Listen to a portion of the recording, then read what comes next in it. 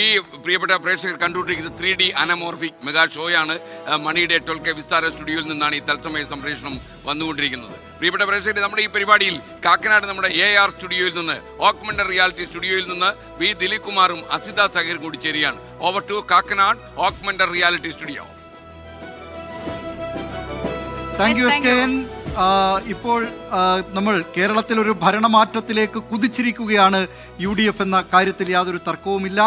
അത് ഇടതുമുന്നണിയുടെ കോട്ട കൊത്തളങ്ങൾ തകർത്തുകൊണ്ടുള്ള ഒരു വലിയ കുതിപ്പ്, വേണമെങ്കിൽ അതിന് രാഷ്ട്രീയ സുനാമി എന്ന് തന്നെ പറയാം. ആ സുനാമിയിൽ കടപുഴകി വീണത് കേരള രാഷ്ട്രീയത്തിലെ ഇടതുമുന്നണിയുടെ CPIM-ന്റെ ഒക്കെ വൻമരങ്ങളാണ്. അങ്ങനെ വൻമരങ്ങളെ വീഴ്ത്തിക്കൊണ്ട് UDF അതിൻ്റെ ചരിത്രത്തിലെ ഏറ്റവും വലിയ വിജയത്തിലേക്ക് കുതിച്ചിരിക്കുകയാണ്. ഇനി UDF മന്ത്രിസഭ, കോൺഗ്രസിന്റെ നേതൃത്വത്തിലുള്ള UDF-ലെ ഘടകകക്ഷികൾ ഉൾപ്പെടുന്ന മന്ത്രിസഭയാണ് കേരളത്തിൽ വരാൻ പോകുന്നത്. 10 വർഷം പുറത്തിരുന്ന ശേഷം അതിശക്തമായ ഒരു നമ്പറിലേക്ക് തിരിച്ചെത്തി കൂടിയാണ് UDF ഇത്തവണ കേരളത്തിന്റെ ഭരണസിരാ കേന്ദ്രം തിരിക്കാനായി ഒരുങ്ങുന്നത്. ദിലീപ്, 100 എന്ന സംഖ്യ VD സതീശൻ ആവർത്തിച്ച് പറഞ്ഞിരുന്നു. അപ്പോഴും എല്ലാവർക്കും ഒരു സംശയം ഉണ്ടായിരുന്നു. അത് 100 കടന്ന് 102 എത്തിയ സാഹചര്യം കൂടിയുണ്ട്. അപ്പോൾ നമുക്കൊന്ന് നോക്കിയാലോ, എങ്ങനെയാണ് ഇത്തവണ UDF-ന്റെ കക്ഷിനില, എന്താണ് അവർ മന്ത്രിസഭയിലേക്ക് ഒക്കെ എത്തുമ്പോൾ അവർക്ക് പെർഫോം ചെയ്യാൻ സാധിക്കുന്നത്, എങ്ങനെയാണ് ഇന്നത്തെ വിശദമായ തെരഞ്ഞെടുപ്പ് ചിത്രം, അല്ലെ? അതെ, നമുക്ക് ആ ചിത്രം നമുക്ക് കൃത്യമായി നോക്കാം.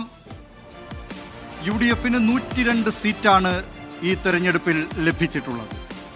ആകെ 140 സീറ്റിൽ UDF 102 സീറ്റ് നേടുമ്പോൾ LDF 35 സീറ്റിലേക്ക് ഒതുങ്ങുകയാണ്.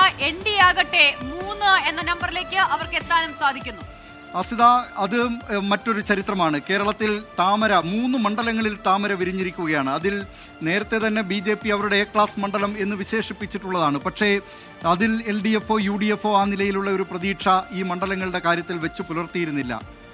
നമുക്ക് കാണാം, നോക്കൂ, 3 സീറ്റാണ് NDAക്ക് ലഭിച്ചിരിക്കുന്നത്. അത് തിരുവനന്തപുരത്തെ നേമത്ത് രാജീവ് ചന്ദ്രശേഖർ, BJP-യുടെ സംസ്ഥാന പ്രസിഡന്റാണ് നേമം മണ്ഡലത്തിൽ വിജയിച്ചത്. V ശിവൻകുട്ടിയാണ് പരാജയപ്പെടുത്തിയത്.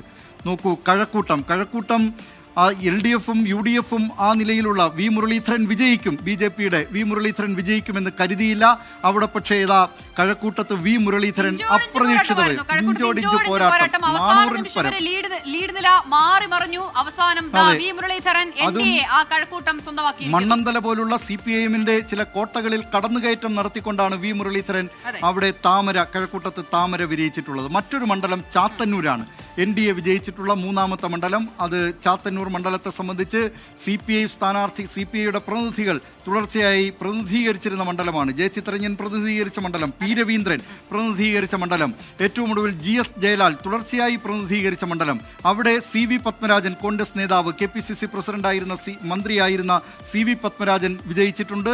പ്രതാപവർമ്മ തമ്പാൻ വിജയിച്ചിട്ടുള്ള മണ്ഡലമാണ് ചാത്തന്നൂർ. ആ മണ്ഡലമാണ് ഇപ്പോൾ താമര, അവിടെയാണ് താമര വിരിഞ്ഞിരിക്കുന്നത്. BB ഗോപകുമാർ. ദിലീപ്, ഈ തെരഞ്ഞെടുപ്പിൽ NDA ആദ്യം അക്കൗണ്ട് തുറന്ന മണ്ഡലമാണ് ചാത്തന്നൂർ. അപ്പോൾ ഞാൻ ചില BJP പ്രവർത്തകരൊക്കെ സംസാരിച്ചു, എങ്ങനെയാണ് ചാത്തന്നൂരിലെ പ്രവർത്തനവുമായി ബന്ധപ്പെട്ട് എന്ന്. അപ്പോൾ അവർ അവരുടെ A ക്ലാസ് മണ്ഡലമായി തന്നെ പരിഗണിച്ചിരുന്ന മണ്ഡലമാണ് ചാത്തന്നൂർ. പക്ഷേ നമുക്കറിയാവുന്നതുപോലെ തന്നെ മറ്റു മണ്ഡലങ്ങൾ പറഞ്ഞു കേട്ട് അത്രയും ചർച്ചയിലേക്ക് വന്നിട്ടില്ല ചാത്തന്നൂർ. പക്ഷേ കഴിഞ്ഞ തെരഞ്ഞെടുപ്പുകളിൽ വളരെ ചിട്ടയായി തന്നെ അവർ അവിടെ വോട്ട് നില വർദ്ധിപ്പിക്കുന്നുണ്ടായിരുന്നു. 2ാം സ്ഥാനത്ത് ചാത്തന്നൂരിൽ ഉണ്ടായിരുന്നു. അത് ഇത്തവണ അവർക്ക് വിജയത്തിലേക്ക് എത്തിക്കാൻ സാധിച്ചിട്ടുണ്ട് എന്നുള്ളതാണ് ഏറ്റവും പ്രധാനപ്പെട്ട കാര്യം.